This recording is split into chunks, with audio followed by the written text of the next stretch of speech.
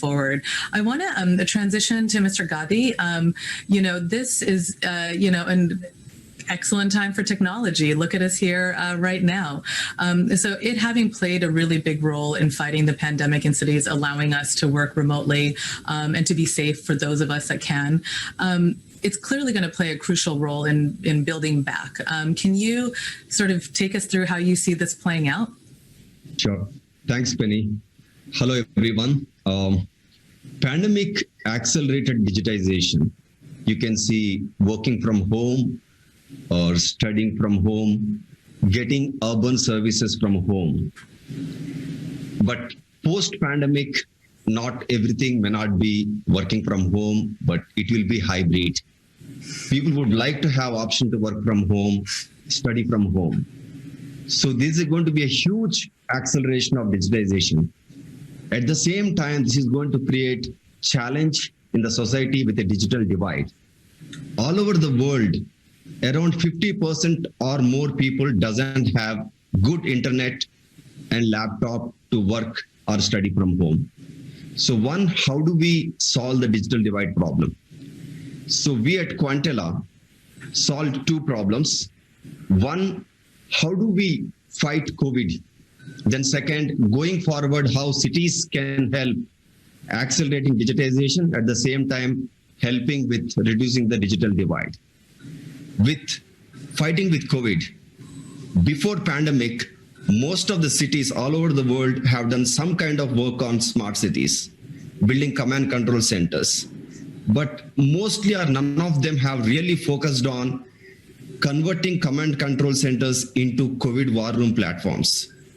So what we have done is within 2 weeks of pandemic happening, we converted around 29 cities, 5 state governments, and couple of countries, the city level command control centers into COVID war room platforms, integrating different sources of data, different departments' data, like healthcare, hospitals, police, disaster management, social welfare.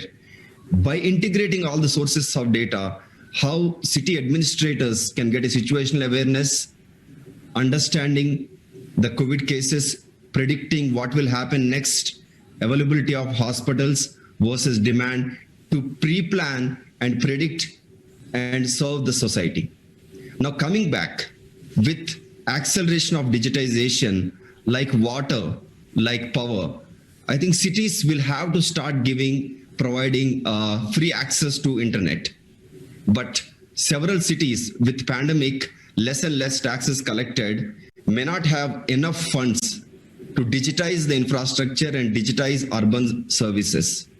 So we have come up with a model called outcome-based model. You can also call it public-private partnerships.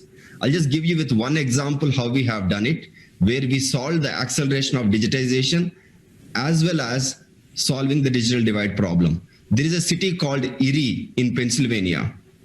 When we met the mayor, he said that certain part of the city, students were not getting good grades.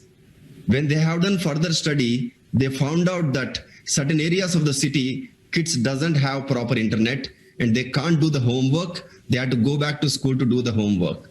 The city mayor said, how can you help me to provide the free internet access and accelerate the digitization at the same time? City doesn't have to spend so much money. So what we have done is we have digitized their lighting, converting into LED, converting into smart lighting, and city saving 50% of their power savings. We could reinvest that money into providing free Wi-Fi services. And once you have a smart pole, once you have that infrastructure, and you can have a camera, then you can have an environmental sensor where you can understand the pollution levels of the city. With a camera, you can understand crime in that area. You can understand traffic in that area. So at the end, by coming with innovative pricing models, innovating outcome models, you can provide economical, environmental, and social benefits to cities. Thank you.